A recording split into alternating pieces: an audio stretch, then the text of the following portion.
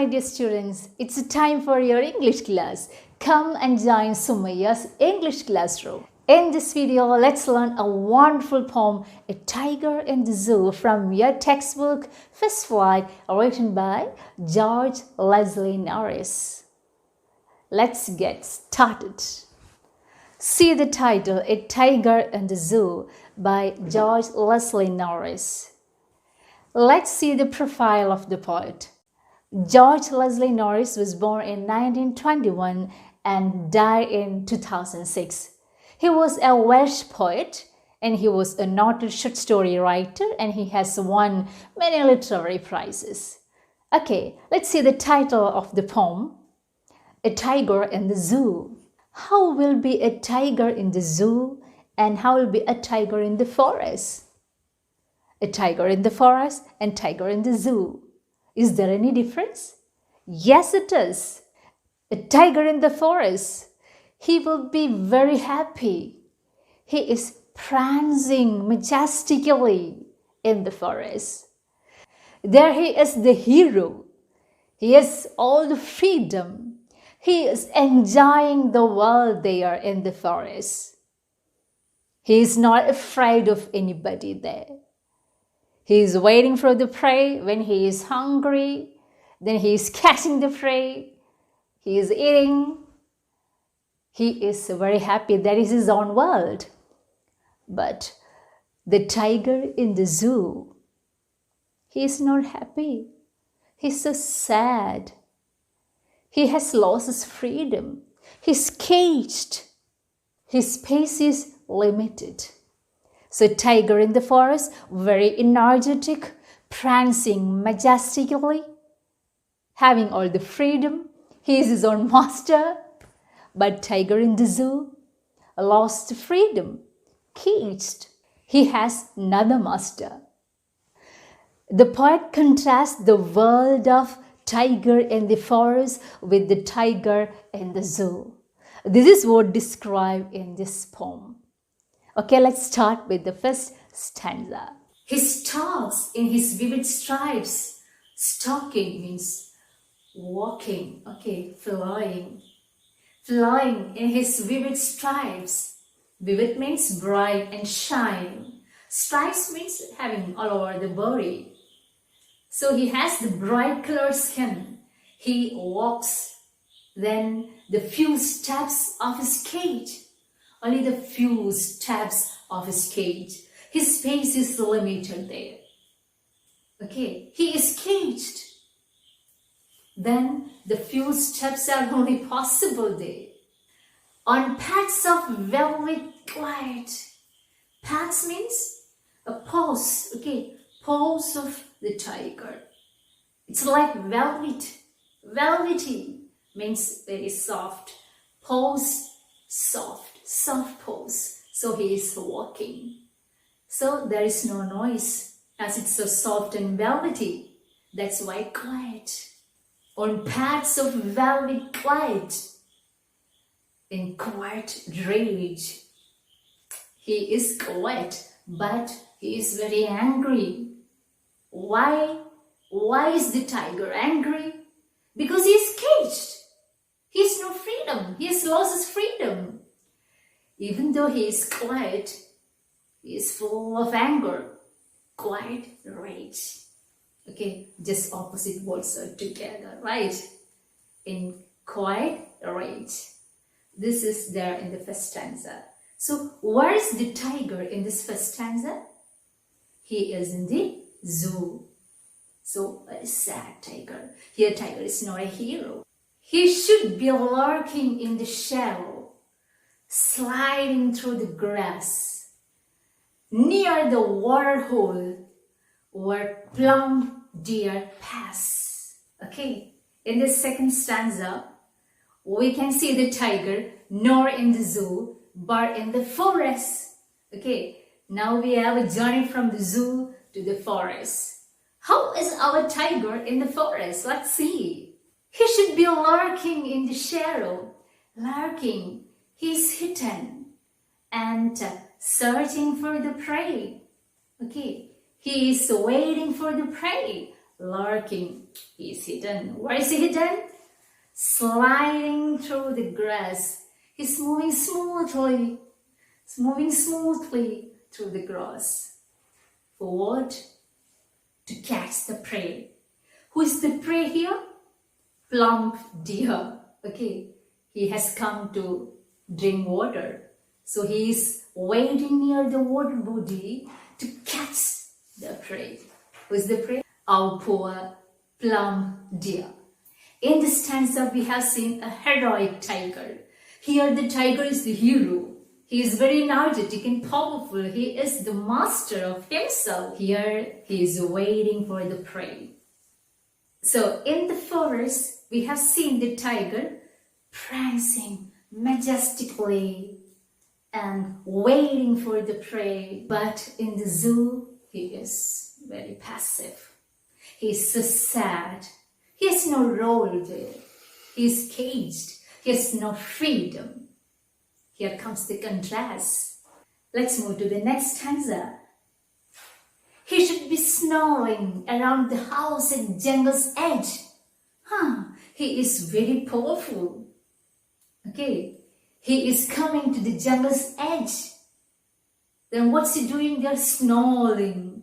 Snarling means the warning sound produced by the animal. A warning sound. When he was in the forest, he would have been snarling. He would have been snarling around the houses at jungle's edge. He comes to the jungle's edge and he is just threatening the villagers. How is he threatening the villagers? Baring means showing his white fangs. White fangs. Fangs means sharp teeth of the animal. And claws. Showing these two, teeth and claws. Terrorizing the villagers. Villagers lose their sleep. That is our masked tiger when he is in the forest. So in this second and third stanza, we have seen the tiger in the forest. Now let's move on to the next stanza. But he is locked in a concrete cell, his trunk behind the bars, stalking the length of his cage, ignoring the visitors. Here we have come back to the cage. How is our tiger here? He is there in the cage. He is locked in a concrete cell. What's the concrete cell here? Cage. He's caged. He's trapped behind the bars. He has lost his freedom. He's caged and locked behind the bars. So his strength is also locked there. He can't be powerful. He can't be hero here. He is totally locked and caged.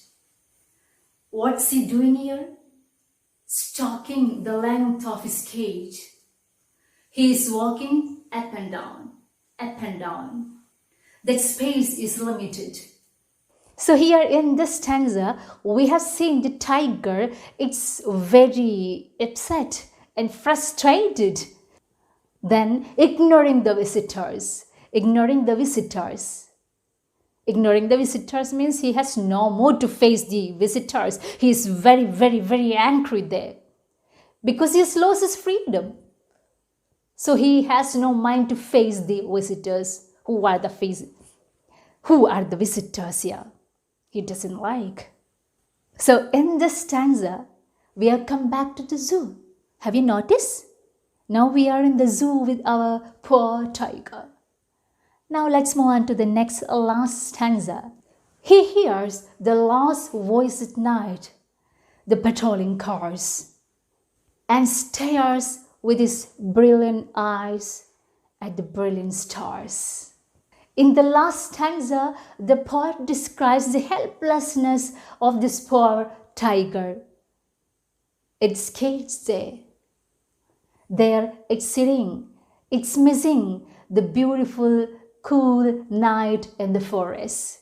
Here he hears the voice of the patrolling cars of guards. Okay, guards are there in the zoo. So he hears the voice of those patrolling cars in the zoo. He misses the beautiful night in the forest.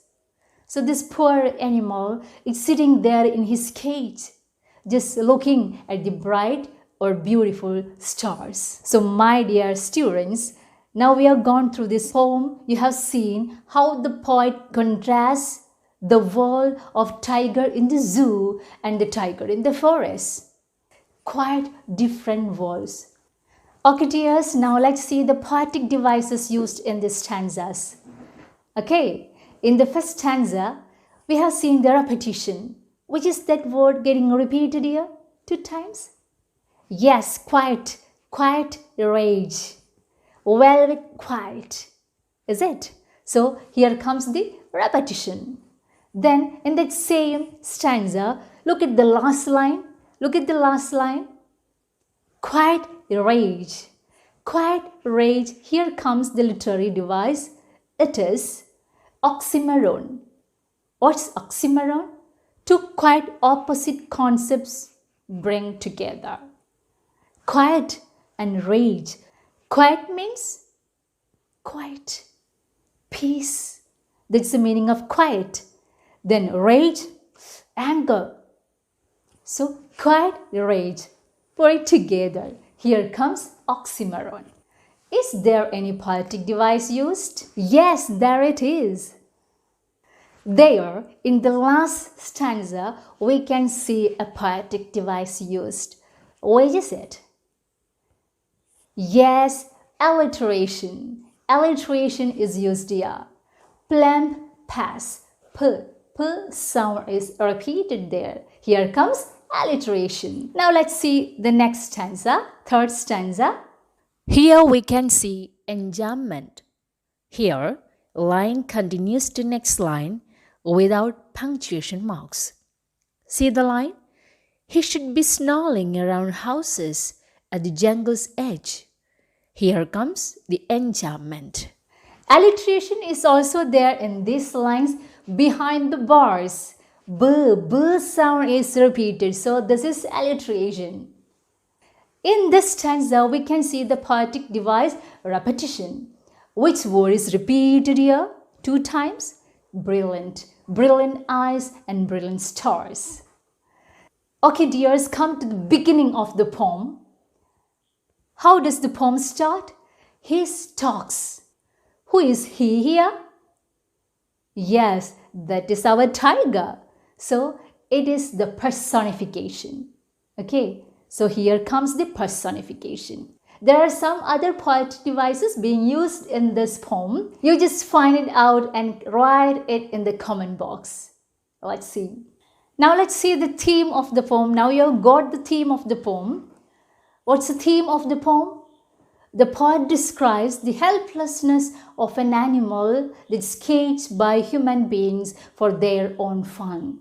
He explains that how its life could be if it had been a free animal. That's what explained in our poem, A Tiger in the Zoo. Okay dears, I hope that you have understood this poem very well. Then let me pose some questions to check your comprehension. The tiger in the poem has some obvious limitations. Describe them in contrast to its natural habitat. Describe the movement of the tiger in the cage and in the wild. How does the tiger terrorize the villagers? How does the tiger prepare himself for hunting when he is in his natural habitat? Okay dears, these are the very important questions related to this poem. Write down the answers and check it out. Okay dears, here ends our chapter A Tiger in the Zoo by Leslie Norris. If you have any questions or doubt, you just put it in the comment box. Then I'll give you the reply. If you like this video, do subscribe and leave a like and share with your studious friends.